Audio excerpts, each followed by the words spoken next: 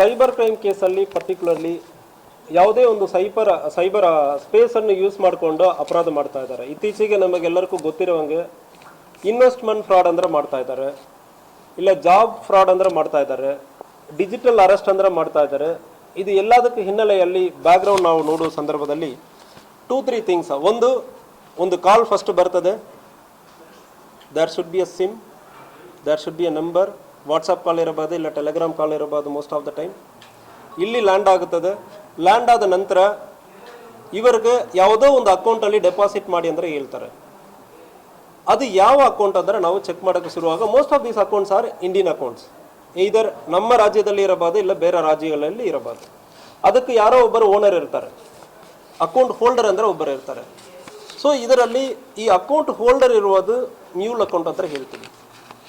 ಆ account holder ಯಾವುದೋ ಒಂದು ಹಳ್ಳಿಯಲ್ಲಿ ಏನು ಕೆಲಸನೇ ಗೊತ್ತಿರಲ್ಲದೆ ಇರುವವರು ಅವರ ಅಕೌಂಟನ್ನು ಸೈಬರ್ ಫ್ರಾಡ್ಸ್ಟರ್ ಪರ್ಚೇಸ್ ಮಾಡ್ತಾರೆ. 2,000ಕ್ಕೋ 3,000ಕ್ಕೋ ಅಕೌಂಟನ್ನು ಪರ್ಚೇಸ್ ಮಾಡಿ ಆ ಅಕೌಂಟ್ಗೆ ಅಮೌಂಟನ್ನು ಟ್ರಾನ್ಸ್ಫರ್ ಮಾಡಿ ಅಲ್ಲಿಂದ ಬೇರೆ ಬೇರೆ ಅಕೌಂಟ್ಗಳಿಗೆ ಚೇಂಜ್ ಮಾಡ್ಕೊಳ್ತಾರೆ, ಇಲ್ಲ ಬೇರೆ ರೀತಿಯಲ್ಲಿ ಬಿಟ್ಕಾಯಿನ್ ಇಂತಾಗ ಚೇಂಜ್ ಮಾಡ್ಕೊಳ್ತಾರೆ. ಬಟ್ ಫಸ್ಟ್ ಟ್ರಾನ್ಸಾಕ್ಷನ್ ವಿಕ್ಟಿಮ್ ಅಕೌಂಟ್ಲಿಂದ ಇನ್ನೊಂದು ಅಕೌಂಟ್ಗೂ ಹೋಗಬೇಕಾ. ಸೊ ಇದರಲ್ಲಿ ನಮ್ಮ ಎಕ್ಸ್ಪೀರಿಯನ್ಸಲ್ಲಿ ಹೇಳ್ತಾ ಇದ್ದೀವಿ. ಇದೇ ನಮ್ಮ ರಾಮನಗರ ಜಿಲ್ಲೆ ಚನ್ನಪಟ್ಟಣದಲ್ಲಿ ಜನ್ಧನ್ ಅಕೌಂಟ್ ಅಂದರೆ ಒಂದು ಅಕೌಂಟ್ ಇರ್ತದೆ. ಅವ್ರಿಗೆ ಅಕೌಂಟ್ ಓಪನ್ಗೆ ಹಣಕಾಸಿಲ್ಲ, 0 ಬ್ಯಾಲೆನ್ಸಲ್ಲಿ ಅಕೌಂಟ್ ಮಾಡಬೇಕಂದ್ರೆ ಅಕೌಂಟನ್ನು ಓಪನ್ ಮಾಡ್ತಾರೆ. ಆ ಅಕೌಂಟಲ್ಲಿ 1.5 ಕೋಟಿ ಟ್ರಾನ್ಸಾಕ್ಷನ್ ಆಗುತ್ತದೆ. ನಾವು ಬ್ಯಾಕ್ಗ್ರೌಂಡ್ ವೆರಿಫೈ ಮಾಡಿ ಚೆಕ್ ಮಾಡುವಾಗ it was a cyber fraudster use ಮಾಡ್ತಾ ಇದ್ದಾರೆ. ಈ ಅಕೌಂಟ್ ಹೋಲ್ಡರ್ ಒಂದು 3,000ಕ್ಕೋ 5,000ಕ್ಕೋ ಅಕೌಂಟನ್ನು ಇನ್ನೊಬ್ಬರಿಗೆ ಕೊಟ್ಬಿಟ್ಟಿದ್ದಾರೆ. ಇದೇ ರೀತಿಯಲ್ಲಿ ಬೇರೆ ಬೇರೆ ಜಿಲ್ಲೆಗಳಲ್ಲಿ ಕೂಡ ಕಾಲೇಜ್ ಹುಡುಗರ ಕಡೆಯಿಂದ ಅವ್ರ ಅಕೌಂಟನ್ನು ಓಪನ್ ಮಾಡಿ ಸೈಬರ್ ಫ್ರಾಡ್ಸ್ಟರ್ಗೆ ಕೊಡೋದು, ಇಲ್ಲ ರೈತರು ಯಾರು ಗೊತ್ತಿಲ್ಲದೆ ಓದದೇ ಇರುವವರು ಅವ್ರ ಅಕೌಂಟ್ ಡೀಟೇಲ್ಸ್ ಮತ್ತು ಫೋನ್ ನಂಬರ್ ಡೀಟೇಲ್ಸ್, OTP ಡೀಟೇಲ್ಸನ್ನು ಇನ್ನೊಬ್ಬರಿಗೆ ಕೊಡೋದು, ಇಂಥ ಮಾಡಿಕೊಂಡು ಸೈಬರ್ ಫ್ರಾಡ್ಸ್ಟರ್ಗೆ ಈಗ ಸಹಕಾರ ಮಾಡ್ತಾ ಇದ್ದಾರೆ. ಇದನ್ನು ತಡೆಗಟ್ಟುವುದಕ್ಕೆ ನಮ್ಮ ರಾಜ್ಯದಲ್ಲಿ DGCID ಪರ್ಟಿಕ್ಯುಲರ್ಲಿ ನಮ್ಮ ಎಕನಾಮಿಕ್ ಅಫೆನ್ಸಸ್ ಮತ್ತು ಸೈಬರ್ ಅಫೆನ್ಸಸ್ಸನ್ನು ನೋಡ್ತಾ ಇರುವ ನಮ್ಮ DG ಸೈಬರ್ ಯಾರ್ಯಾರು ಇಂಥಗ ಸಹಕಾರ ಮಾಡ್ತಾರೋ ಅವ್ರ ಮೇಲ್ಗಡೆನೂ ಕೇಸ್ ಮಾಡೋಣ ಅಂದ್ರೆ ಚೆಕ್ ಮಾಡಿದ್ದೀವಿ. ಡಿಜಿಟಲ್ ಡೇಟಾಬೇಸಲ್ಲಿ ನಮ್ಮ ರಾಜ್ಯದಲ್ಲಿ ಎಲ್ಲಿ ಎಲ್ಲ ಇಂಥಗ ಸೈಬರ್ ಫ್ರಾಡ್ ಮಾಡ್ತಾ ಇದ್ದು ಅಕೌಂಟ್ ಫಸ್ಟ್ ಲೇಯರ್ ಅಂದರೆ ಹೇಳ್ತೀವಿ.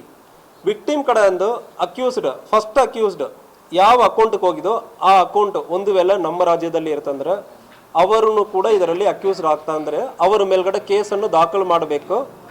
ಅವರು ಹೆಂಗೆ ಇನ್ನೊಬ್ಬರಿಗೆ ಅಕೌಂಟ್ ಹೆಸರನ್ನು ಮಾರಾಟ ಮಾಡಿದ್ದಾರೆ, ಕೆಲವೊಂದು ಸಾರಿ ಮಾರಾಟ ಮಾಡಿರ್ತಾರೆ, ಅದನ್ನು ಚೆಕ್ ಮಾಡಿ ನಾವು ಕೇಸ್ ಮಾಡೋ ಸಂದರ್ಭದಲ್ಲಿ ನಮ್ಮ ಜಿಲ್ಲೆಯಲ್ಲಿ ಇದು ಬೇರೆ 3 ಕಡೆ ನಾವು ಅಕೌಂಟನ್ನು ಫ್ರಾಡ್ಸ್ಟರ್ಸ್ ಇಲ್ಲಿ ಬಂದು ಲೋಕಲ್ ಜನರಿಗೆ 2,000, 5,000, 10,000 ಕೊಟ್ಟು ಅಕೌಂಟ್ ಡೀಟೇಲ್ಸನ್ನು ಪರ್ಚೇಸ್ ಮಾಡಿರೋದು ಕಂಡು ಬಂದಿದೆ. ಒಂದು ನಮ್ಮ ನಿಪ್ಪಾಣಿ ಪೊಲೀಸ್ ಸ್ಟೇಷನ್ ವ್ಯಾಪ್ತಿಯಲ್ಲಿ ಒಂದು ವ್ಯಕ್ತಿ ಈಗ ಅವನು ಅರೆಸ್ಟ್ ಮಾಡಬೇಕಾಯ್ತು, ಅದಕ್ಕೆ ಅವನು ಡೀಟೇಲನ್ನು ಕೊಡ್ತಾ ಇಲ್ಲ. ಲೋಕಲ್ ಜನ ಪರಿಚಯ ಮಾಡಿಕೊಂಡು ಟೀ ಶಾಪ್ ಮತ್ತು ಎಲ್ಲೆಲ್ಲ ಸಣ್ಣ ಪುಟ್ಟ ಕಿರಾಣಿ ಅಂಗಡಿ ಕಡೆ ನಿಂತ್ಕೊಂಡು ಒಂದು 5 ಜನ ಕಡೆಯಿಂದ ಸುಮಾರು ಒಂದು 14 ಅಕೌಂಟನ್ನು ಓಪನ್ ಮಾಡಿರ್ತಾನೆ. ಶುಭಮ್, ಅಮಿತ್, ರಾಹುಲ್, ಶಿವಾಜಿ, ಅಕ್ಷಯ್, ಗಂಜನ್ ಇಂತಾಗ ಒಂದು 5 ಜನ ನಿಪ್ಪಾಣಿಯಲ್ಲಿ ಇವರ ಕಡೆಯಿಂದ ಒಂದು 2,000ರಿಂದ 5,000 ಅಕೌಂಟನ್ನು ಒಂದು ವ್ಯಕ್ತಿ ಪರ್ಚೇಸ್ ಮಾಡ್ತಾನೆ. ಆ ವ್ಯಕ್ತಿ ಸೈಬರ್ ಫ್ರಾಡ್ಸ್ಟರ್ಗೆ ಈ ಅಕೌಂಟನ್ನು ಕೊಡ್ತಾನೆ. ಯಾವುದೇ ಮೋಸ ಆಗುವ ಹಣ ಈ ಅಕೌಂಟ್ಗೆ ಬರ್ತದೆ, ಇಲ್ಲಿಂದ ಬೇರೆ ಕಡೆ ಹೋಗ್ತದೆ. ಇದಕ್ಕೆ ಸಹಕಾರ ಮಾಡಿರೋರು ನಿಪ್ಪಾಣಿಯಲ್ಲಿರೋ ಒಂದು 5 ಜನ. ಈಗ ಅವರ ಮೇಲ್ಗಡೆನ ಕೇಸನ್ನು ಕೂಡ ದಾಖಲು ಮಾಡಿ ಅವರ ಪಾತ್ರ ಯಾವುದು ಇದೆ ಅಂದರೆ ಚೆಕ್ ಮಾಡ್ತಾ ಇದ್ದೀವಿ. ಈ ಕೇಸಲ್ಲಿ ಈ ಅಕೌಂಟ್ 14 ಅಕೌಂಟಲ್ಲಿ ಸುಮಾರು 46,12,000 ರೂಪಾಯಿ ಟ್ರಾನ್ಸಾಕ್ಷನ್ ಆಗಿದೆ. ಇದು ಸಂಪೂರ್ಣವಾಗಿ ಫ್ರಾಡ್ ಆಗಿರೋ ಮನಿ. ಯಾರೋ ಎಲ್ಲಿಯೋ ಒಬ್ಬರನ್ನು ಮೋಸ ಮಾಡಿ ನಿಪ್ಪಾಣಿಯಲ್ಲಿರುವ 5 ಜನರು ಅವರು ಓಪನ್ ಕೊಟ್ಟಿರುವ ಅಕೌಂಟ್ಗೆ ಹಣವನ್ನು ಇಲ್ಲಿ ಕಳಿಸಿ ಇಲ್ಲಿಂದ ಬೇರೆ ಬೇರೆ ಅಕೌಂಟ್ ಮತ್ತು ಬಿಟ್ಕಾಯಿನ್ಗಳಿಗೆ ಕಳಿಸಿ ಸೈಬರ್ ಫ್ರಾಡ್ಸ್ಟರ್ ಅದನ್ನು ವಿತ್ಡ್ರಾ ಮಾಡಿರ್ತಾರೆ. ಇದೇ ರೀತಿಯಲ್ಲಿ ಚಿಕ್ಕೋಡಿ ಮತ್ತು ರಾಮದುರ್ಗನಲ್ಲಿ ಅಲ್ಲಿ ಕೂಡ ಪಾಸ್ಬುಕ್ ಅಕೌಂಟ್ ಮತ್ತು ಬ್ಯಾಂಕ್ ಅಕೌಂಟ್ ಡೀಟೇಲನ್ನು ಸಂಪೂರ್ಣವಾಗಿ ಪರ್ಚೇಸ್ ಮಾಡಿರೋದು ಕಂಡುಬಂದಿದೆ. ಚಿಕ್ಕೋಡಿಯಲ್ಲಿ ಕೆರೂರು ವಿಲೇಜಲ್ಲಿ ಸಿದ್ದು ಬಾಳಪ್ಪ ಮತ್ತು ಕುಲ್ದೀಪ್ ಭಗವಂತ್ ಬೈಲೆ 15 ಅಕೌಂಟ್ 3 ಜನನು ಸೇರಿ 15 ಅಕೌಂಟ್ ಓಪನ್ ಮಾಡಿ 15 ಅಕೌಂಟನ್ನು ಫ್ರಾಡ್ಸ್ಟರ್ಗೆ ಮಾರಾಟ ಮಾಡಿರೋದು ಕಂಡು ಬಂದಿರ್ತದೆ.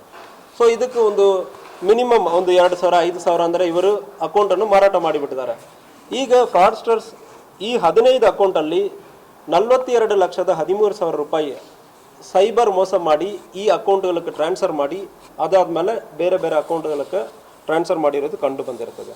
ಅದೇ ರೀತಿಯಲ್ಲಿ ರಾಮದುರ್ಗ ಸಬ್ ಡಿವಿಷನ್ ಸೂರ್ಯಬಾಣಿ ಏರಿಯಾನಲ್ಲಿ ಮಣಿಗಾಲ್ ವಿಲೇಜ್ ಅಲ್ಲಿ ಕೂಡ ಇಂತಹ ಅಕೌಂಟ್ ಟ್ರಾನ್ಸ್ಫರ್ ಆಗಿರೋದು ಕಂಡು ಬಂದಿದೆ.